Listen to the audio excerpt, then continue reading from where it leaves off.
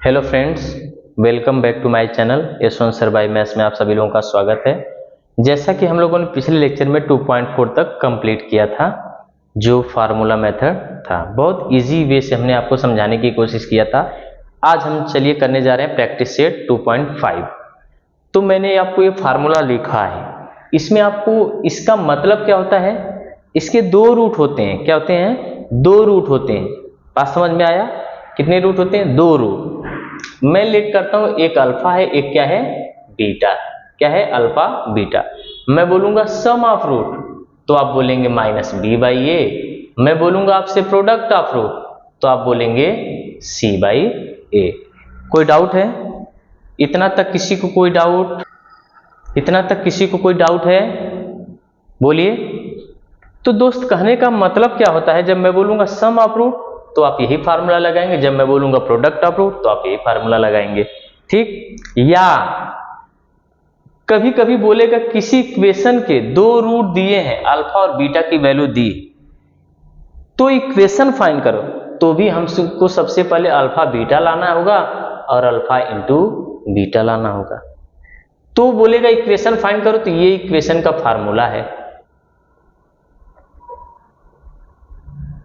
इसी में लाके सबकी वैल्यू रखना है, alpha plus beta, alpha into beta की वैल्यू लाके रखना है। कोई डाउट है किसी को? जब किसी भी इक्वेशन के दो रूट हों, उनका सम और प्रोडक्ट बोले तो ये फार्मूला, और जब इक्वेशन के रूट दिए हों, इक्वेशन नहीं पता हो, तब जाके हमको ये फार्मूला यूज करना है।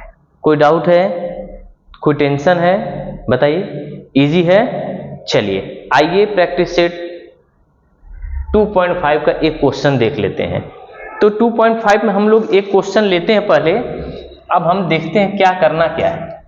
तो चलिए जरा एक क्वेश्चन देखिए क्या है। बोला है कि find the value of discriminant. एक इक्वेशन है, पहला भी छोड़िए, दूसरा देखिए, x square plus 7x minus 1 is equal to 0। ये डिस्क्रिमिनेंट पूछा है। ठीक? और इसका नेचर भी मैं दो क्वेश्चन को एक ही में कंप्लीट करूंगा, जरा ध्यान दीजिएगा। अब देखिए, डिस्क्रिमिनेंट सॉल्व करने के लिए बोला, अभी कोई रूट रूट नहीं बोला, डिस्क्रिमिनेंट। तो हमें इसी से कंपेयर करना है, A X square B X plus C is equal to 0, यहां 1, तो ए की वैल्यू 1, बी की वैल्यू 7, सी की वैल्यू -1 है।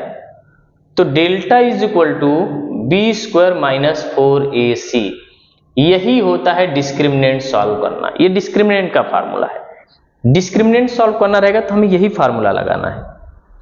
अगर इसी डेल्टा की वैल्यू पॉजिटिव आएगी तो इसका नेचर कैसा होगा?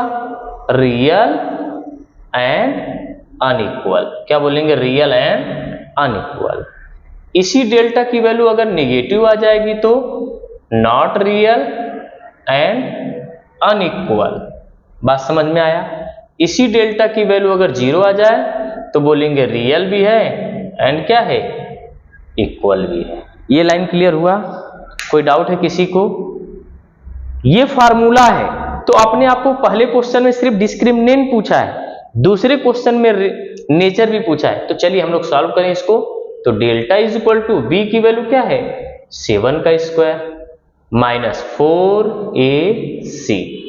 तो 7 7 जा 49, माइनस माइनस प्लस 4 1 जा 4, कितना हुआ? 53। अब बताइए 53 क्या आया? पॉजिटिव आया नेगेटिव आया? तो आप बोलेंगे पॉजिटिव आया। तो जब पॉजिटिव आया दोस्त, तो हम क्या बोलेंगे? कौन सा सोल्यूशन हुआ? रियल एंड अनइक्वल बोलेंगे। ठीक है ना? अगर सोल्यूशन पूछेगा तो हमें यही करके दिखाना है। कोई डाउट है क्या किसी को? इजी है? चलिए एक क्वेश्चन और देख लीजिए जरा इसी का, सिंपल वे में।